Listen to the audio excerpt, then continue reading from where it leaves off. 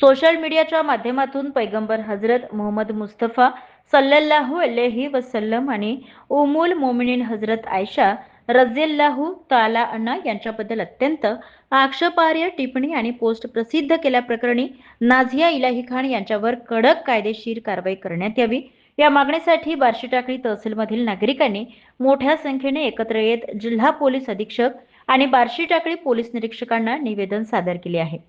निवेदनात नमूद केल्यानुसार संबंधित आक्षेपार्ह पोस्ट आणि टिप्पण्यांमुळे मुस्लिम समाजाच्या धार्मिक भावनांना तीव्र ठेच पोहोचली असून संपूर्ण समाजात कमालीचा संताप व्यक्त होत आहे। अशा प्रकारची विधाने धार्मिक सलोखा धोक्यात आणणारी आणि सामाजिक सौहार्द बिघडवणारी आहेत।